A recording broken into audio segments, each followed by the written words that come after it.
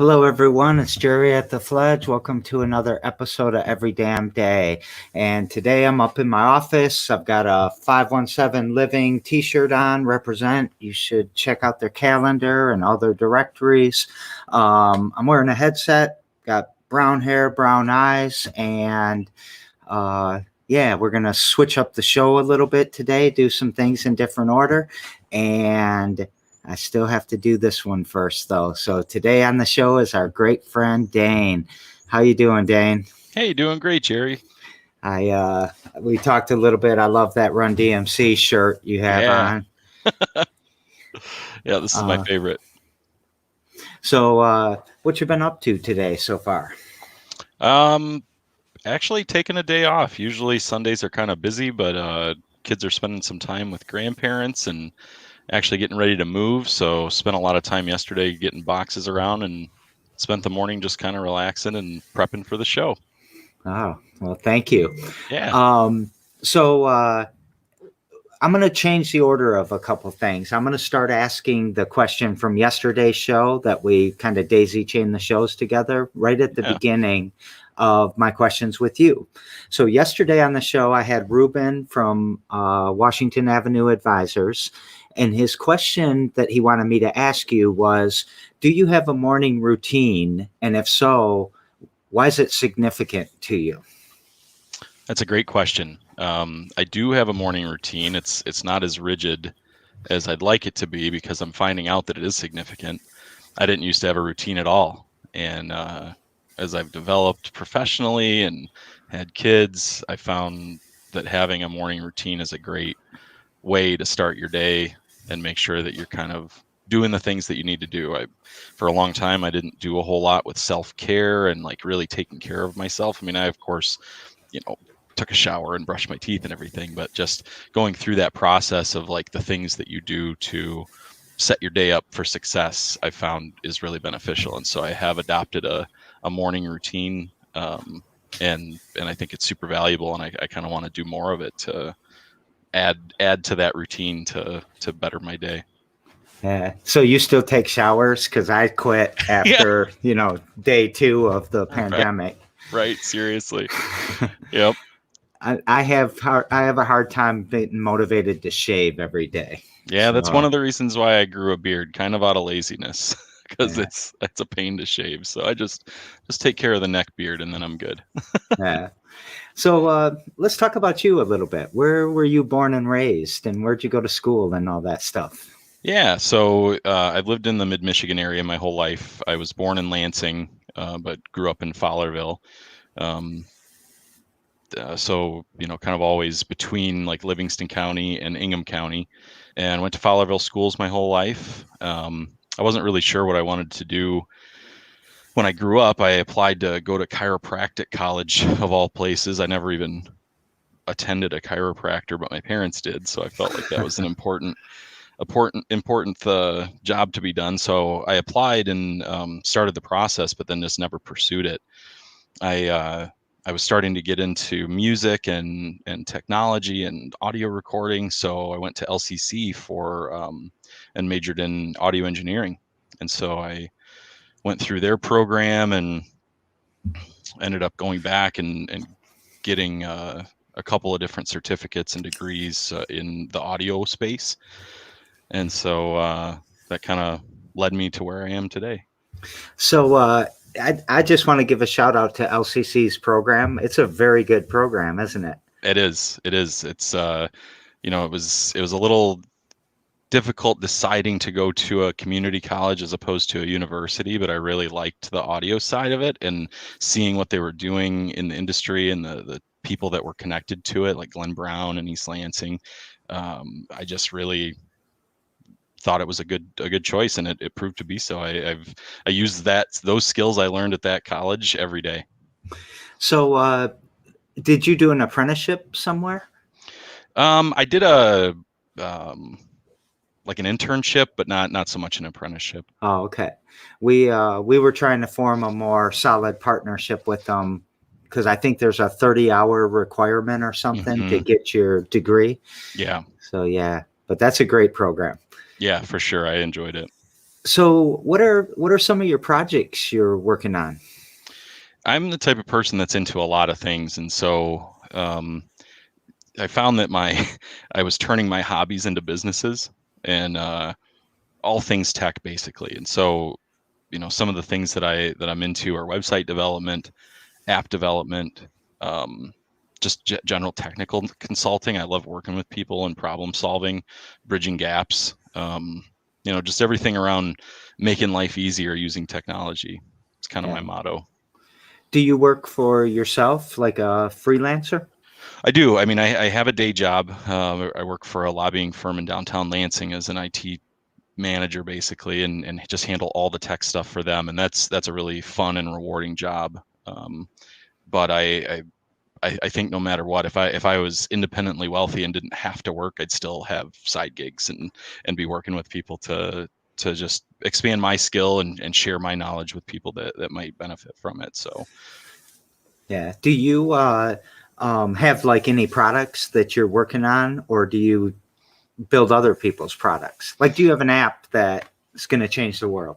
yeah, nothing like that. And I do kind of just build other people's projects. Like I said, I found myself getting a hobby and then turning it into a business. I bought a DSLR and wanted to have fun shooting video and photos, and ended up trying to sell it to, sell those services to people, which I found was fun and rewarding, but then I wasn't like really serving my own needs for artistic expression. So I've tried to like tamp that down a little bit and just focus on the business side of things for things that I'm really good at and seem to resonate with other people, and then reserve some of that creative stuff for myself. So no products really that I would say that are going to change the world. It's kind of a service that I provide to people to do what they need. The only thing that I'm doing that might be saleable is I build Bluetooth speakers out of vintage luggage.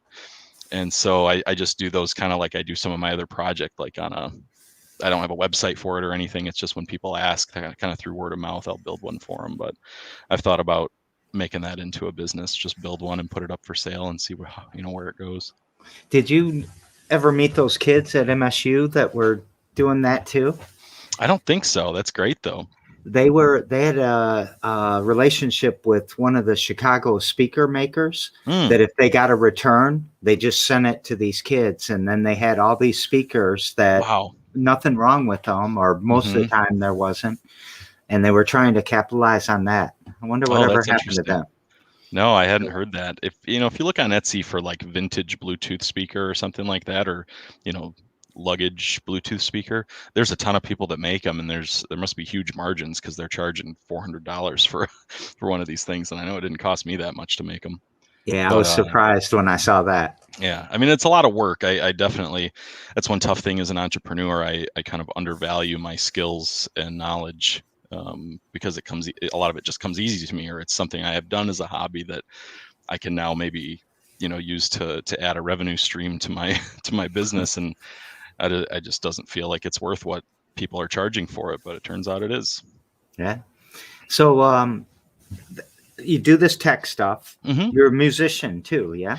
Yes. I don't play as much as I would like to, which I think is kind of the common thread for a lot of musicians. But I started learning in high school, and I love listening to music, all different kinds. And so it was kind of a natural trend to make music. And so I learned bass and learned to play guitar, and I dig electronic music too. So I've dabbled with making my own, but like a lot of things, it doesn't always find time to float to the top. But I aspire to be making my own music more often. Yeah. Yeah. Were you ever in some bands that we'd know? Nobody that you'd really know. I was pretty heavy into the church when I was a kid, and so I played a lot of music in the church bands, and that was fun and a really good experience.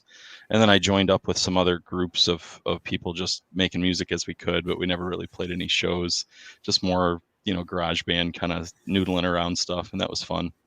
Yeah. But yeah, looking to get into it. So if there's anybody out there looking to jam, I'm ready to jump back in a little bit. And you guys can come hang out on the stage at the Fledge if you Absolutely. want to. The Fledge misses the musicians. Yeah, for sure. I miss going there. So there's a couple things. Anything else that I've got a couple more things I'm going to ask you about, but any other projects you want to talk about? Nothing in particular. I mean, a lot of the work that I do is kind of, it's in that consulting space. So it's like, for me, it's really rewarding having people have a technology problem and being able to solve it for them. As a tech person, I kind of like to see the big picture of things. So like understanding all of those components and how they make up the whole, and then using that to solve problems within it. And so I don't know, I find if I'm talking to other entrepreneurs, they maybe think the same way, and I didn't really realize it's just kind of how it worked for me in my head. But until I started talking to other entrepreneurs and other tech folks, I didn't realize that was a skill that I had. It was almost like burdensome to me at the time. But I started researching it, and it turns out that type of person has a name, and so I've labeled myself as an integrator. So my wife said, I thought this guy was going to be funny.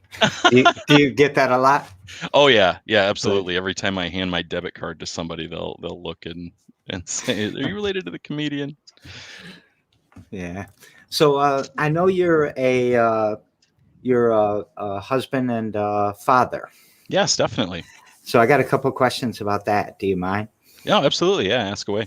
All right. So can you hula hoop? I can if the hoop is big enough. I found early on that the bigger the hoop, the easier it is to get around. And I always tried with smaller hula hoops. So if you're unskilled, start with the bigger hoop.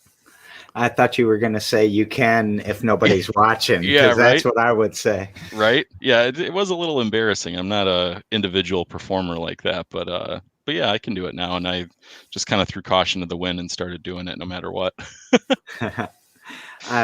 So if you guys don't know what I'm talking about, Missy Cooke was on the show a few weeks ago. Yeah. And she runs Lansing Hoops, and she was an inventor and all these things. Yeah. And then the transition to COVID and online learning because of COVID.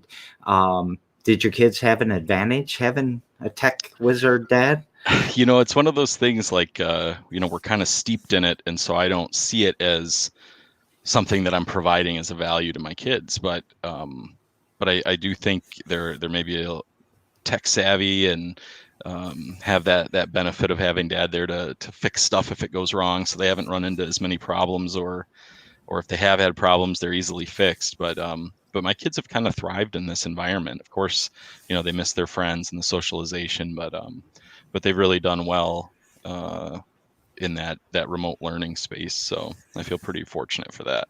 That's great. How would you kind of summarize what your mission is, like either as a person or as an entrepreneur, or? I don't know. I think about this often, and to me, it always kind of like the thoughts evolve into like, what, why are we here, just on an individual basis. And it's kind of an interesting thing, because technology is a way for us to, I think, make our lives easier. And to me, like if we're, what it boils down to me is like, if we're doing things right, then we're going to be able to say to our kids, I had to walk uphill both ways to school, right? Like, yeah. We should be making it easier for them. And I think the benefit of technology or advancements in the systems that we use to live our lives ebbs and flows. Like, sometimes it's not always as beneficial as we'd like it. But as far as my mission, I think it's to help improve people's lives and make them easier so that they can get more done with the time that they have. Yeah, I think that, if you're in tech on a day-to-day basis, you feel those ups and downs quite a bit. And if you don't understand tech, it looks even more chaotic. It does. But I just got done reading Utopia for Realists. And he talks about, in 1400s, when they dreamed of utopia, it's what we have right now.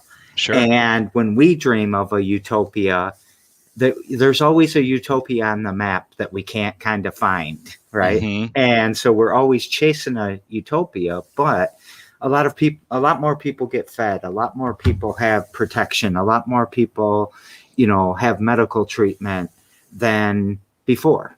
Exactly. So it is working. The curve is going in the right direction. Yeah.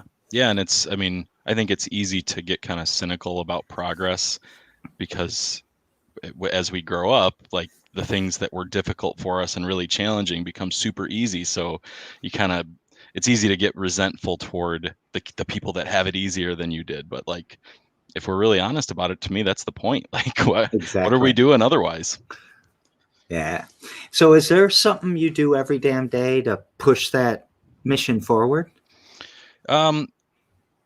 So yeah, yes, it's tough because as a person who's in the tech world, it's real easy to kind of get consumed by the logic of it all. When you're looking at code, like it just works or it doesn't work. There's not a whole lot of feeling involved in that. But the fact is, as people, we have to interact with that cold, unfeeling code, and it evokes emotions. You might be pissed off that something doesn't work, or it might make you elated that it did work. And so when I'm dealing with people that, these are my clients or coworkers who have to deal with this, technology that sometimes works or doesn't work, practicing empathy with them is the biggest game changer in my world, because I think tech folks get kind of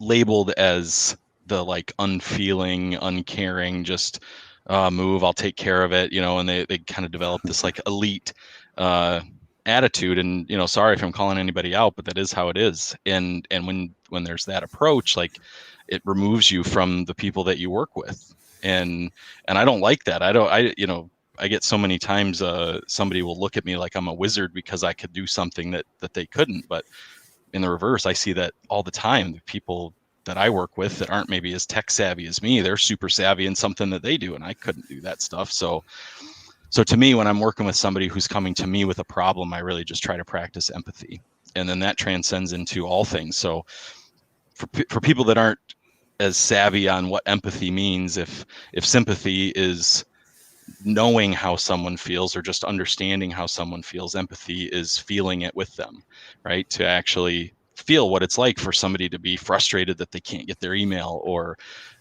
whatever it is. And so that's something that I try to practice with my clients, but also just with people that I deal with on a day-to-day basis, friends, family, and strangers. I love that. Are you an empath? I don't know. I'm a big burly guy that's got a sensitive side, if that means anything. Yeah. So, what is happiness to you, and are you happy? Wow, that's something that's been a struggle for me to pinpoint, because I've watched people, be happy, like through effort. Like I'm gonna be happy, like they're making a conscious choice to just be happy, but they're just kind of smiling through it. And so that's changed for me over the years. But to me, I think happiness is being content with the things that you have. And that doesn't mean like losing sight of your goals and dreams and not being ambitious, but just being like accepting in the moment of what you have and being appreciative for it. And so, yes, by that definition, I'm very happy. That seems very kind of Buddhist of you, having that desires is the root of your suffering. Yes. And yep. I'm middle path in it. Yeah. Well, it's good. I mean, having that moment and enjoying, that's what keeps you from watching your kids grow up in still lifes or whatever. Exactly. So yeah, enjoy those moments. Definitely. So tomorrow on the show, we've got our mutual friend Chaz. Yeah. And what question would you like to ask Chaz? I struggle with this sometimes in the work that I do, because you build a website, you built them all essentially, or they all kind of start to feel the same. And in other stuff that I do, computer problems are computer problems. So I like to try to keep it fresh, and I wonder how how Chaz keeps it fresh. Yeah. How do you keep it fresh? I try to find new stuff to do. I mean, I I turn my hobbies into businesses, and that it needs a balance, and so I find new things that interest me, and if it's something that I can do that's fun and also help supplement my income or allows me to do some of the other things that I do, I try to focus on that. So just trying new things, I think, being adventurous. Yeah. Do you find that must be pretty easy in the tech world? It can be. It's like once you get good at something, you kind of that's like the type of work that you end up getting, and that can be rewarding because then it becomes easier, and so you can do it for less money and less time, and then you become more valuable to people. But it can also cause you to burn out, and so it's one of those things where it's like you want to stretch your limits a little bit, so you find a project that's maybe like a little outside of your skill level. Yeah. And then you have to push yourself to get into it, and so you expand your knowledge, you do some things that maybe you didn't think you could before, and then you keep going. Nice. So what gives you hope? Kids. I love watching kids. They're so inquisitive and like just naturally like questioning, and it's great to see them learn and develop and adapt and just be curious about life and how things work. I think we've been asking that question for about a week now, and you're the first one to say kids. Yeah. But I actually agree with you quite strongly on that. Yeah, for sure. Did we forget to talk about anything? No, I don't think so. I took some notes and I wasn't sure what all things we'd get into, but yeah, I think we covered it all. This has been really fun. The show went by really fast today. Yeah. Yeah, it was a quick one. My new order must have done. I feel like I missed something, but we didn't. What would you like to take us out with? I don't know. I think if you are curious and inquisitive, even if you're an adult, if you feel like some of that childlike curiousness and is kind of itching at you to do something, and you're maybe dismissing it because you're like, you know what, I'm an adult now. I can't do kid stuff. Just do it. It's so worth it. Play and be curious and get into something that you didn't think that you had the ability to do. Thank you so much for being on the show today. Yeah, thanks, and Gary. Mona and Shannon and everyone out there watching and commenting, we appreciate you very much, and we will see you tomorrow on Every Damn Day. And I've got a new outro I'm playing, so we're going to test that. So love y'all. See y'all tomorrow. See you, Dane. Bye.